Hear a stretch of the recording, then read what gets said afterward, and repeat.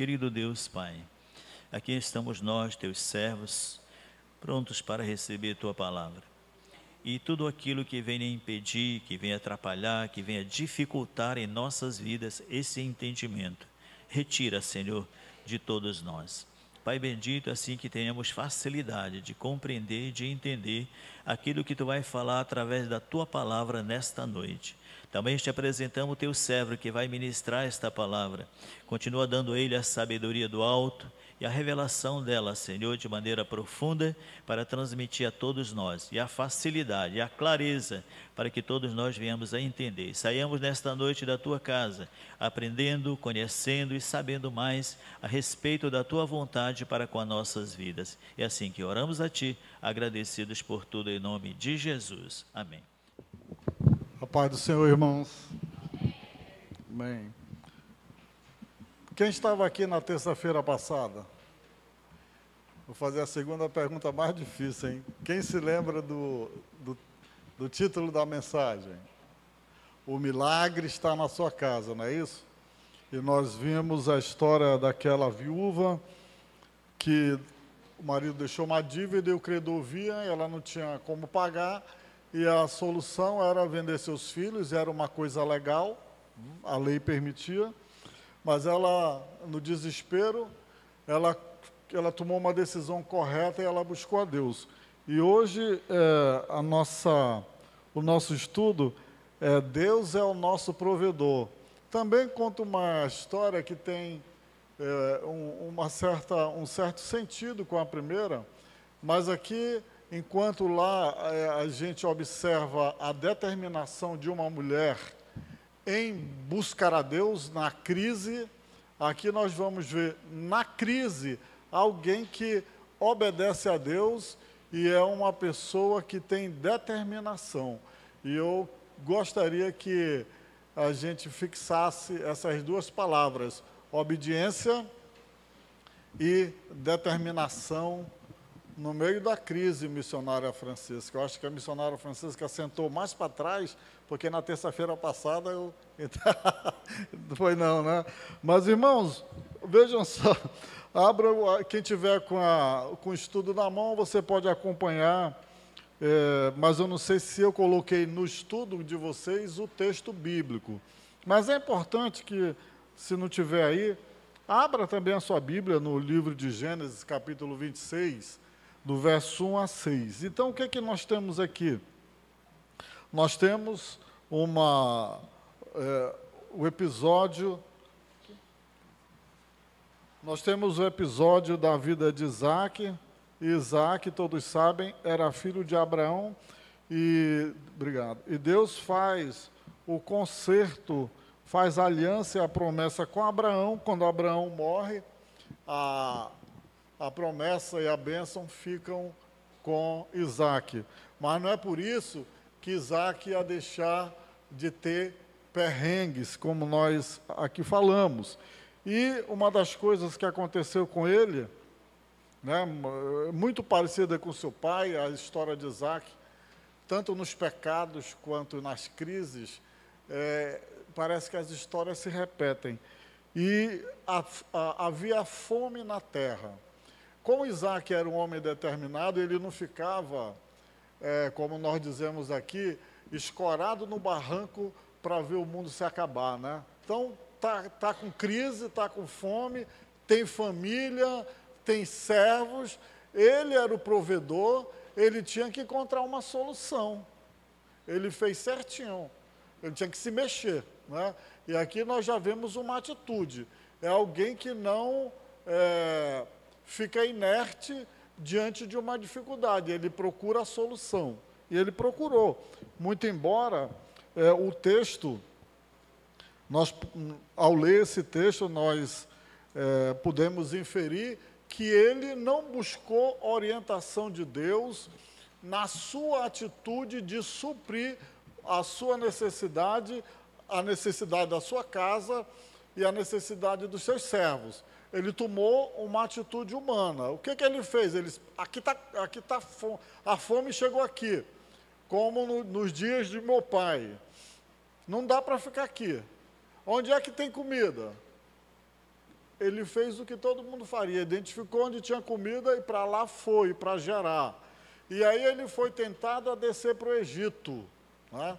Ele foi tentado a descer do Egito, aí foi quando Deus interveio.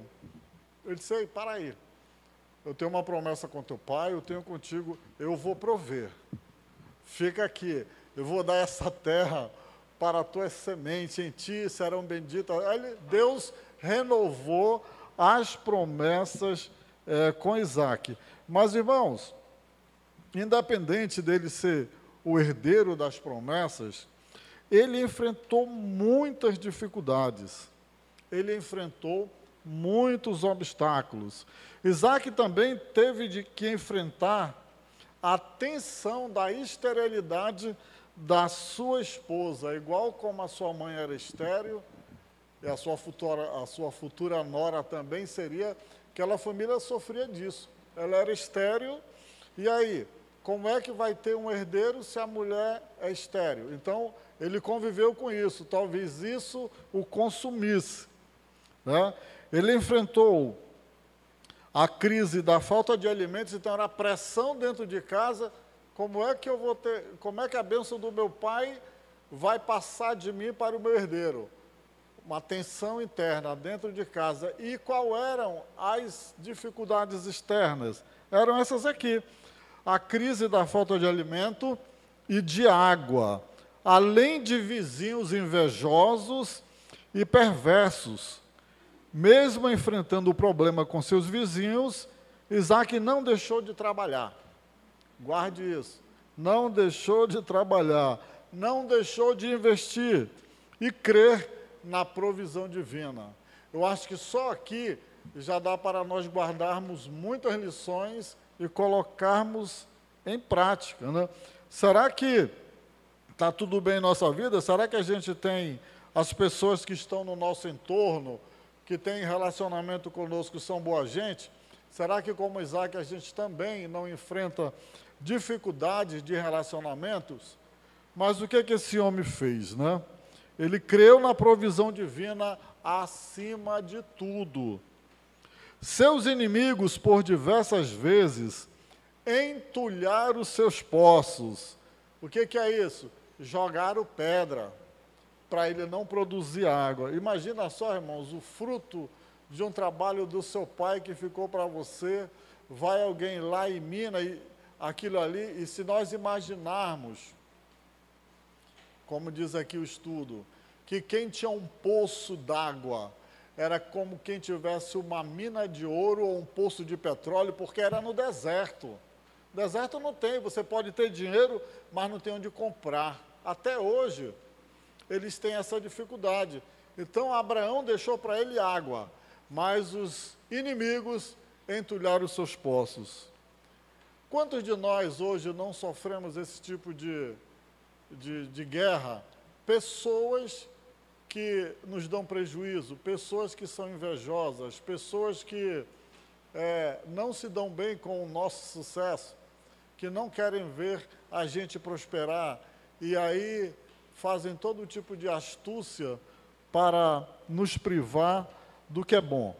Então, o que Isaac fez? A fé de Isaac fez com que ele cavasse vários poços, mesmo ele sabendo que ele estava num ambiente hostil. Ele disse: sem água não dá para viver, eu vou cavar. Determinação, mesmo todos sendo contrário a ele. Irmãos, eu vou dizer uma coisa, o texto não diz não, quem sabe a própria mulher dele não dizia assim, é porque a mulher de Jó acusou ele, quem sabe a mulher de Isaac não diz assim: paz, tu está cavando aqui no meio do deserto, meu irmão. Tem um povo que está aqui morando, esses filisteus aqui, eles estão aqui antes de Abraão sair de Ur, estão aqui há milênios, e eles não encontraram água. Como é que tu vai querer encontrar água aqui? Tu está prejudicando a gente. Isso não está no texto. Eu é que estou fazendo uma licença poética para imaginar aquela mulher. De repente eu estou até falando mal de Rebeca, né? Mas é uma possibilidade, né?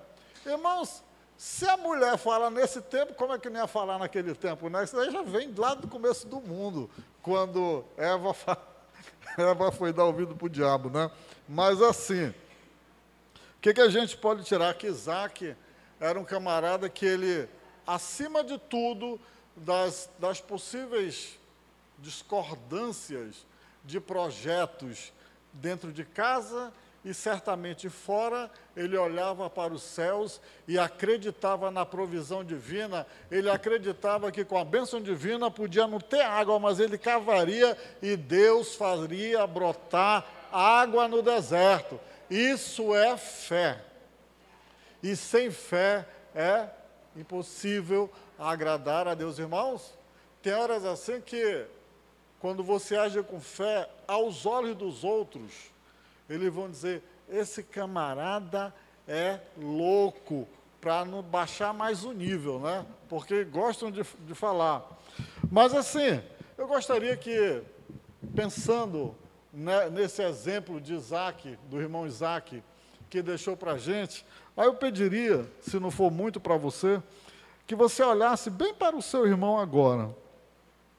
Desse uma olhada para ele. Uma olhada bonita. Assim como o pastor Paiva está dando o pastor Augusto ali. Ó. Uma olhada bonita. E diga assim para ele, não desista.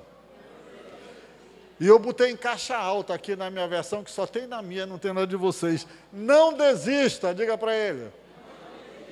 Continue cavando poços, pois você ainda vai beber dessa água. E se você acredita nisso, dê uma salva de palmas para o Senhor. Isso é fé, irmãos. Isso é fé. Em meio às crises, o crente pode ver a ação de Deus. E só quem passou por isso sabe o que eu estou dizendo. Vou até repetir, pastor Augusto, para o senhor ouvir. Em meio às crises, nós vemos Deus operar e fazer milagres. Bem, então, fazendo essa introdução, nós vamos parar aqui, vamos lá para o primeiro capítulo, que diz, Isaac vai para Gerar por causa da fome. Vejam só, irmãos, a intenção de Isaac, do ponto de vista humano, do ponto de vista da lógica humana, ele estava perfeito. A responsabilidade de prover para o lar era dele, não era de Rebeca. Ele era o comandante. Então, todo mundo olhava para ele, talvez não falasse, porque naquele tempo o servo não podia falar, né? E dizia assim, meu irmão, está ficando sem comida no estoque, né? O estoque está acabando. O poço entulharam. Só tem agora ali, não dá para o gado, não. Vamos fazer alguma coisa. O que esse homem fez? Ele saiu de lá e foi para Gerar. O que nós podemos aprender com Isaac? Ele não consultou a Deus. Ele não disse. Lembra de Elimeleque, esposo de Noemi, quando saiu da casa do pão, porque na casa do pão não tinha pão. Aí ele foi lá para onde mesmo, hein? Como é o nome lá da... Não? Como é que é? Moabe, lá que a Ruth era moabita. Então ele vai, ele não consulta a Deus, pelo menos não tem no texto. Moabe se torna para ele um grande cemitério. Fica ele e os 2 filhos. Então, talvez aqui, essa história de Elimeleque, ela sirva para, juntando com a de Isaac, nos ajudar a ter uma clareza do que fazer quando a coisa pega. Né? Então, todo mundo saiu para buscar melhoras. Nenhum dos 2 consultaram ao Senhor. Um encontrou um grande cemitério. Para não dizer que teve um prejuízo total, a Ruth se salvou. Veio a Ruth, mas eles ficaram lá. Aqui Isaac quase coloca também a família dele no precipício. Mas ele estava buscando uma solução prática e humana para a situação dele, para o problema dele. O erro dele, não consultou a Deus. O que Deus fez? Esse camarada aqui é o herdeiro da promessa. Cabeça dura. Por que não fazia como o pai dele, me consultava? E Deus apareceu, Deus interveio, porque senão ele ia para o Egito e talvez não voltasse. Aí Deus está dizendo, agindo com misericórdia, vou ter misericórdia dele, porque eu prometi para o pai dele, e ele não está sabendo se conduzir. Está colocando todo um futuro da humanidade em perigo. Irmãos, quando nós damos um passo, sem consultar a Deus, não é somente a nossa existência ali naquele momento temporal, eu que vou arcar com as consequências, não, meu filho, meus netos e toda a geração futura vai arcar com isso. Então, precisamos tomar decisões em Deus. Quantas pessoas, por tomarem decisões sem consultar a Deus, perderam o patrimônio, fizeram tudo aquilo que Deus não mandou e ficaram curtindo a desventura de ter tomado uma decisão errada. Tomar uma decisão sem Deus é correr para um abismo. Então, muitas vezes, o que nos move a fazer isso são as dificuldades econômicas, né? E até aqui, eu coloquei nesse ponto, muitos mudam de países, enfim, de estados, fazem tudo, mas será que consultaram a Deus para fazer isso? Então, nesse tópico aqui, eu queria que você guardasse o que eu vou dizer aqui. Nunca tome decisões sem antes orar e consultar ao Senhor sobre aquilo que você quer fazer. Ouça a voz do Pai Celeste. Temos um Deus que fala e que tem prazer em nos orientar. Ele não nos quer andando de um lado para o outro, sem direção. Deus não quer, não. Deus quer nos dar a direção. Meu irmão, se você orou 1 dia, 2 dias, 3 dias, 4 dias, 5 dias, 1 mês, 2 meses, e Deus não responde, se cala e não responde do jeito que você quer, minha opinião, não realiza esse projeto. Ué, se Deus não falou, aí você não se convenceu, vai orar mais e jejuar mais. Mas eu acho que já é uma grande sinalização. Se a gente está orando e jejuando e o Senhor não se manifesta de nenhuma forma, é 50% de chance de dar errado, não? E aí você vai correr esse risco? Bem, mas eu queria falar sobre a fome. Aliás, é a fome que está motivando tudo isso. A fome é a motivação que está fazendo esses personagens ficarem aí balançando e tomando atitudes erradas. Mas, pastor, fale sobre a fome. Olha só, irmãos, um recortezinho aqui. O que é a fome? É uma condição de extrema escassez de comida. Na história bíblica, há menção de vários casos de fome durante os dias de Abraão, Isaac, José, Elimeleque e Noemi, Davi, Elias, Eliseu e do cerco final de Jerusalém. Em seu Sermão do Monte das Oliveiras, o Senhor Jesus predisse que haverá fome durante o período de tribulação no final dos tempos. E o Apocalipse faz alusão à fome que virá sobre a grande Babilônia. Então, pelo que nós lemos aqui, parece que esse tema, fome, é algo que acompanha os personagens da Bíblia desde o Gênesis. E até o Apocalipse vai ter fome. Então, de repente, nós poderemos passar aqui por uma crise de desabastecimento, coisa que não é difícil. Já teve isso. Os irmãos se lembram quando aconteceu isso? No tempo do Collor. Houve desabastecimento. Mas o que Deus faz? No meio das crises, ainda que haja fome, missionária Francisca, havia fome na terra, então tinha crise. Qual era a crise? Tinha dinheiro, mas não tinha comida para comprar. E a comida que tinha, aí já fala a irmã Carol, como economista, quando tem escassez de oferta, aí há inflação, né? A inflação. Então, o Senhor apareceu a Isaac e renovou-lhe as promessas que haviam sido feitas a seu pai. Eu serei contigo e te abençoarei. O Deus de Isaque é o nosso Deus. Ele não mudou e também deseja abençoar a tua vida e a minha. Não importa se um país está em meio a uma crise política e econômica. Para Deus não existe impossíveis, irmãos. Qual é a grande alegria para nós? Porque nós servimos o mesmo Deus que prometeu a bênção para Isaque e o livrou e o abençoou. E esse Deus falou para ele: em ti serão benditas todas as famílias da terra. Por que serão benditas? Porque dele viria Jesus, o Salvador. E todo mundo que está aqui já entregou a vida para Cristo, amém? Então você é abençoado, você tem a promessa. Aliás, é uma promessa tão grande que essa promessa Isaque nem Abraão ouviram, pastorzinho. Jesus disse assim: eu estarei convosco todos os dias, até a consumação dos séculos. Olha que coisa linda, o próprio Deus estará conosco. E Jesus falou isso cara a cara assim. Irmãos, e aqui eu queria destacar a obediência de Isaque. Olha o que diz aqui o nosso estudo.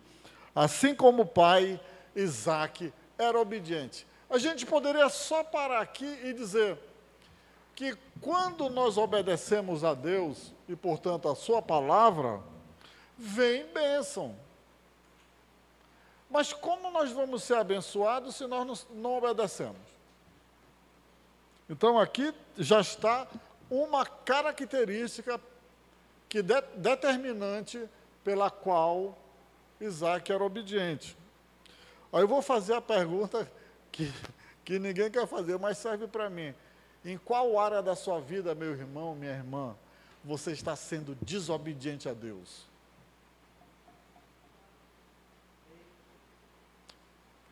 Isso está relacionado diretamente com prosperidade e com bênção. Em qual área da sua vida você está sendo desobediente? Eu vou até soletrar. Desobediente.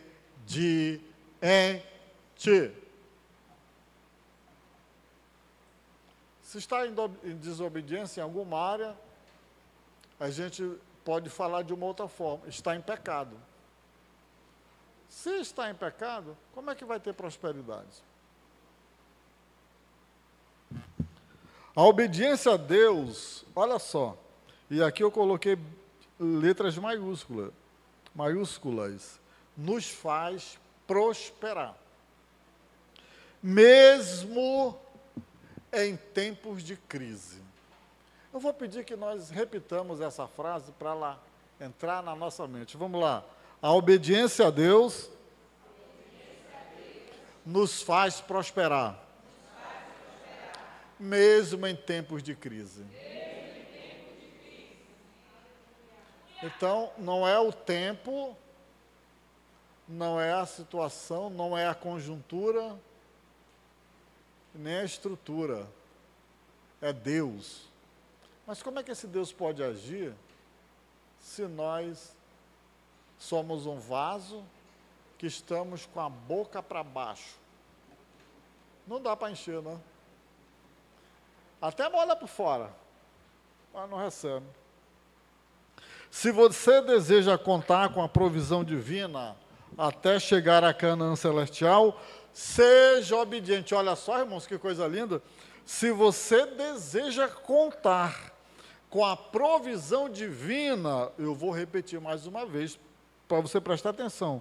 Se você deseja receber a provisão divina até chegar na Canaã celestial, seja obediente. Olha a receita de bolo, irmãos.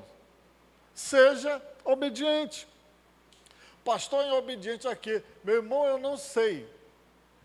Seja obediente à palavra. E aí, aquilo que você... É fácil.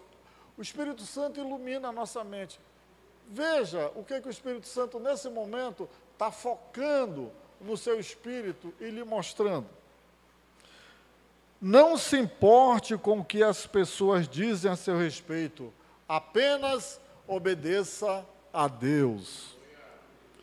Fugindo da fome, Isaque pensa em descer ao Egito, acreditando que essa era a saída para a crise. Contudo, estava completamente errado. Irmãos, às vezes a gente pensa que está fazendo a coisa certa, mas não está. E aqui, a crise com os vizinhos, eu quero só falar sobre o item 2, senão não vai dar tempo a gente falar dos outros. E aí você, na sua congregação amanhã, você pode também fazer isso. Ou escolher um outro tópico aí dentro. Isaque semeou em Gerar. Isaque semeou em sua terra, até mesmo em tempos de fome, tendo que lidar com a inveja de seus vizinhos. Semear envolve esforço, fé. Isaque fez a sua parte. Muitos querem prosperar, mas não querem semear no reino de Deus. A única imagem que me vem assim é no interior. O camarada que tem a terra à vontade, aí ele pode ter tudo, missionário Francisco, que a senhora era do interior. Ele pode plantar, não é não, Zinho? Pode plantar. Mas aí, Everton, como é que o camarada quer colher melão, batata, se tem a terra, mas ele não tem coragem de ir lá? Meu irmão, porque dá trabalho, né? Dá trabalho. Então, tem que ter fé, tem que ter esforço. E ele fez a parte dele. Mas olha só, pessoas só querem receber o resultado, mas não querem semear no reino de Deus. Como é que semeia no reino de Deus? Vou já dizer. Pessoas que já não dão seus dízimos, nem as suas ofertas, mas querem o quê? Está escrito aqui, ó. Querem colher. Não dão dízimo nem oferta, mas querem colher. Mesmo em tempo de crise econômica, não deixe de semear, pois a seu tempo você colherá. Irmãos, Deus chamou, quando ele estava falando por meio do profeta Abacuque, né? Abacuque, ele fez uma Malaquias, né, 3:10, e também Abacuque, mas em Malaquias é mais claro, quando ele disse que quem não devolve os dízimos e as ofertas é ladrão.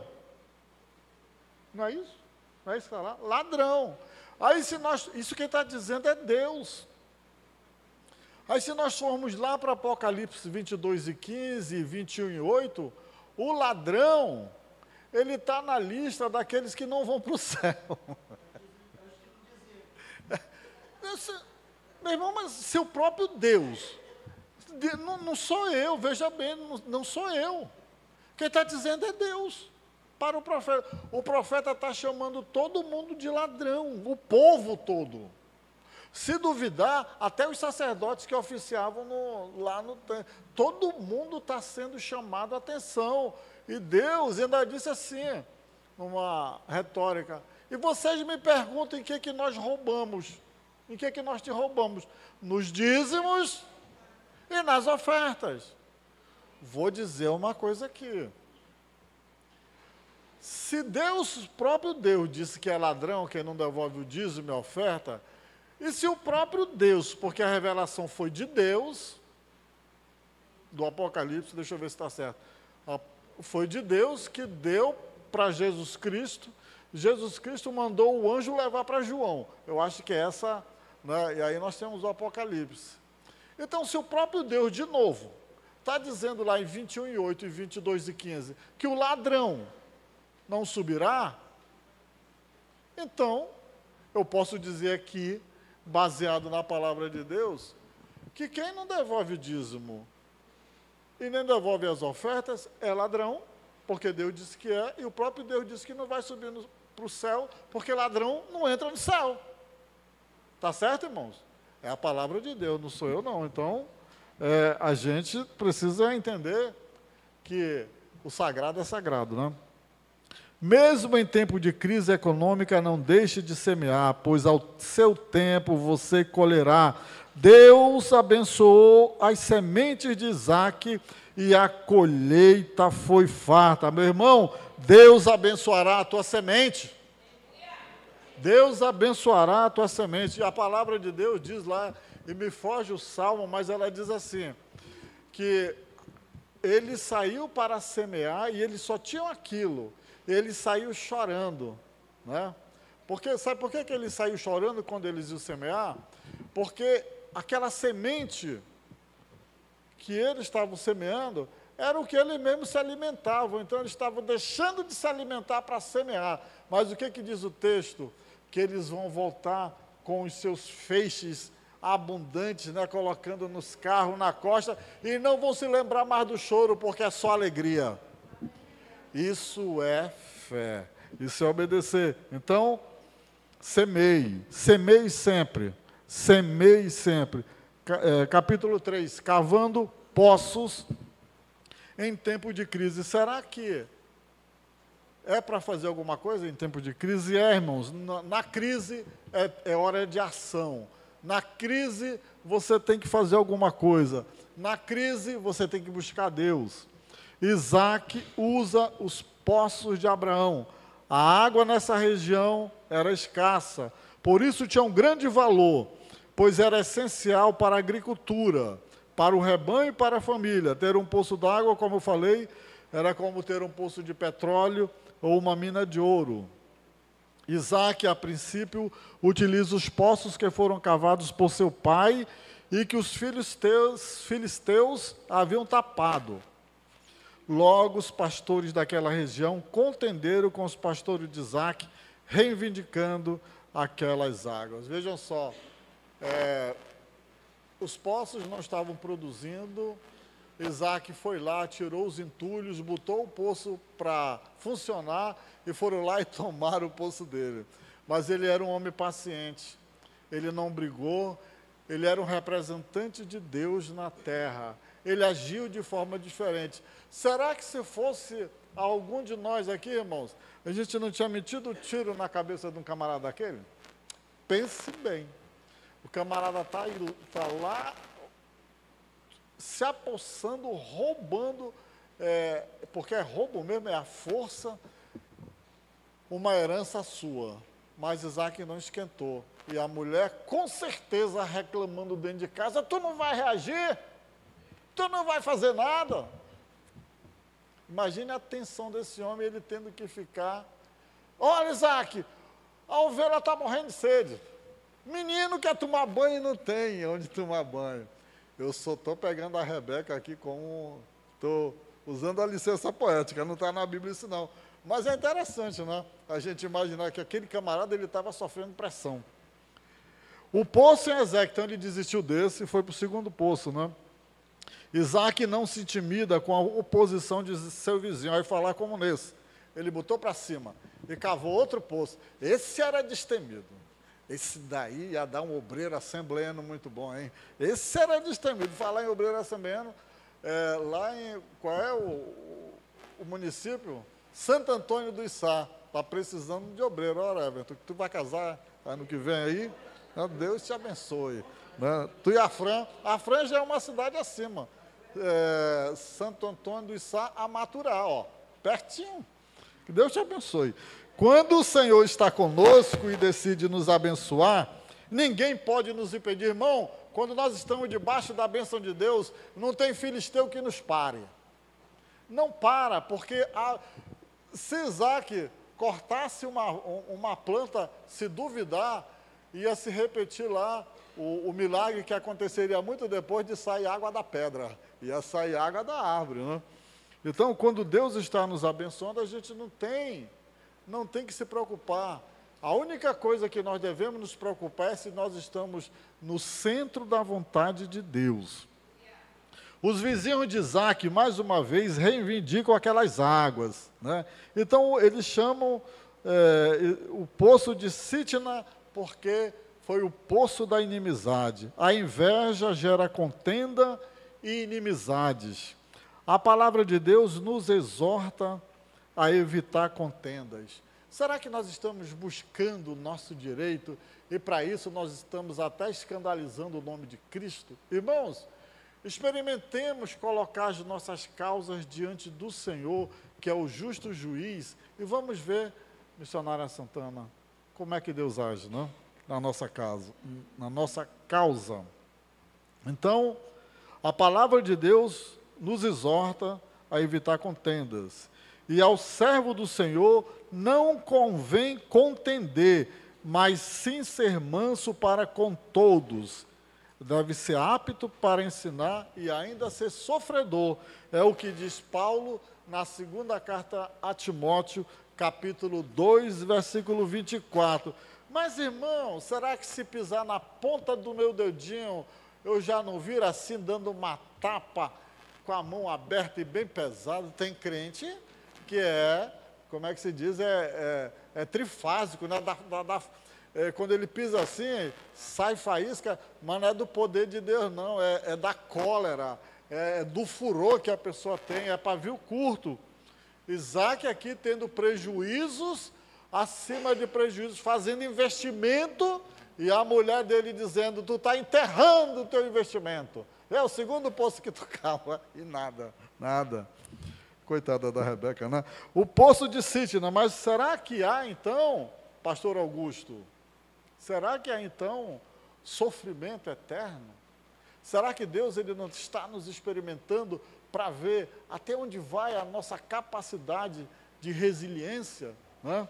Então vamos lá.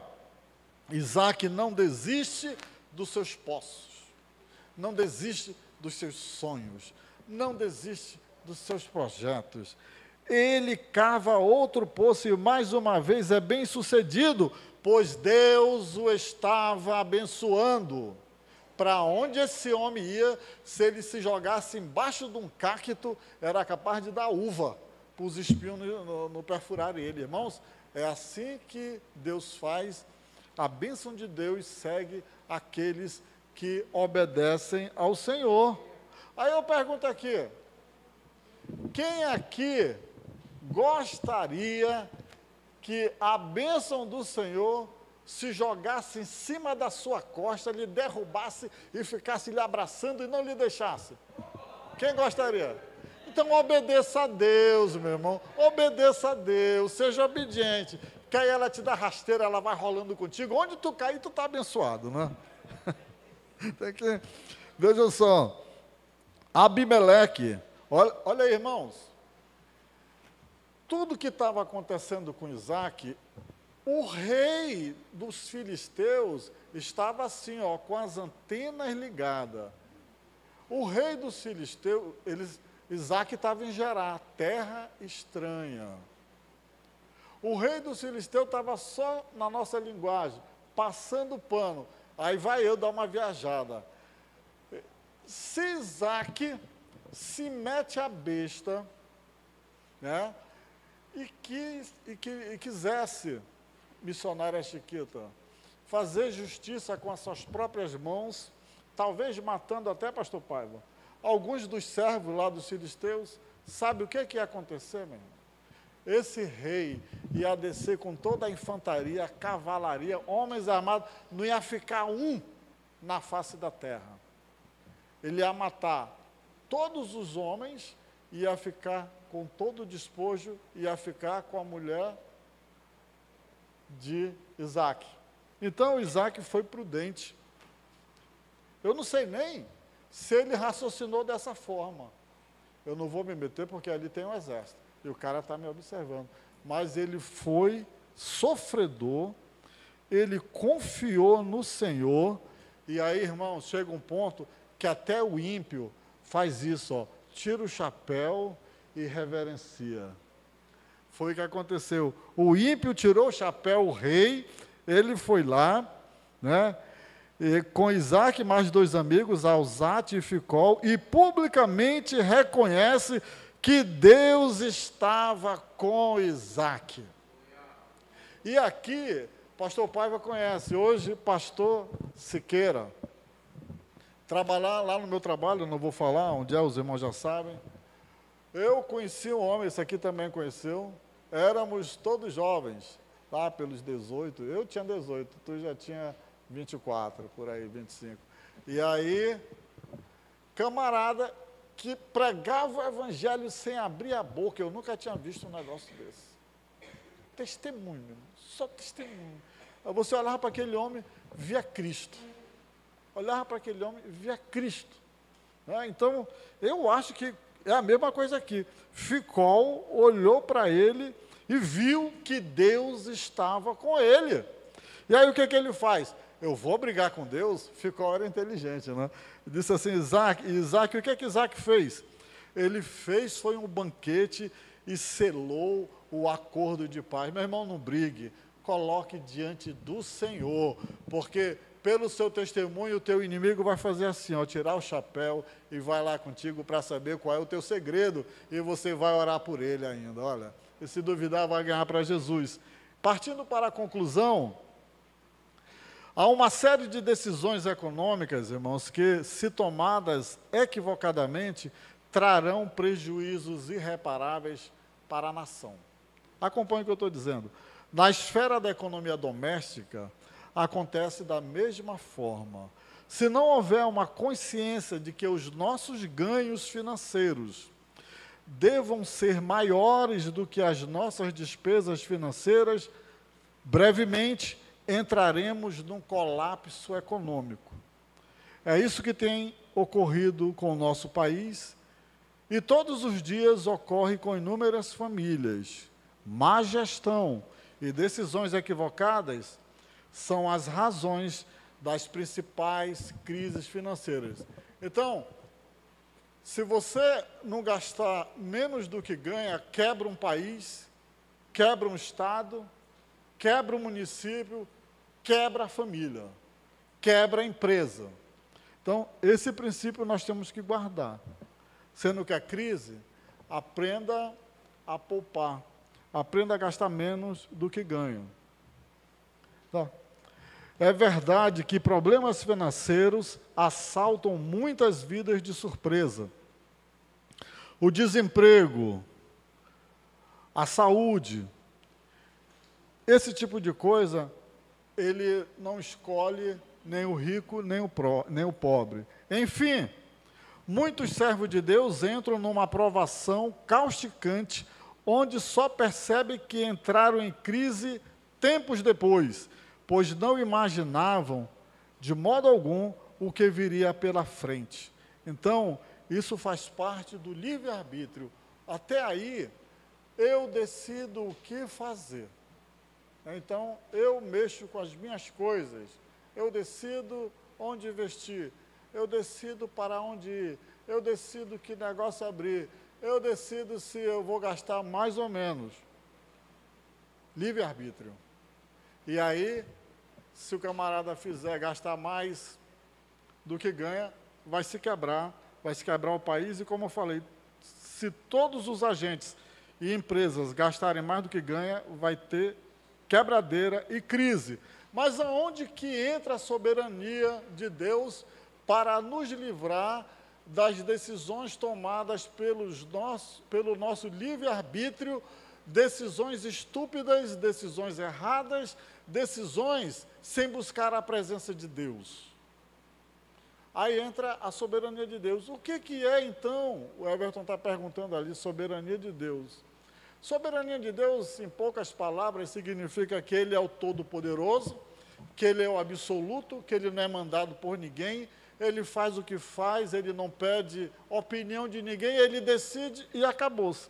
Então, é quando Deus entra em ação, quando não há mais solução visível.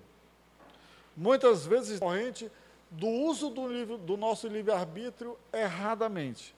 Então, quando não há mais solução visível, nem perspectivas de auxílios externos, já procurei em todo lugar e não tem solução. Deus age em nosso favor e derrama da sua misericórdia para conosco. E aí, como diz o profeta Jeremias, as misericórdias do Senhor são as causas de nós não sermos consumidos, porque elas se renovam a cada manhã. Irmãos, dê graças a Deus, porque Deus é misericordioso, que Ele não leva em conta o nosso falta de senso. Isaac é um exemplo de um homem obediente a Deus, humilde, gentil e manso. Não ter ido para o Egito quando Deus falou para ele não ir, foi um ato de obediência e fé. Por quê, irmãos? Porque lá no Egito tinha comida. Ele mostrou confiar na provisão divina, mesmo em tempos de escassez. Isaac confiou em Deus, fez a sua parte, semeou a terra, cavou poços e experimentou a bênção e o milagre em sua vida. Ora, meu irmão, está no deserto, mas Deus mandou tu ficar lá, semeia que vai frutificar no deserto, porque você foi obediente a Deus.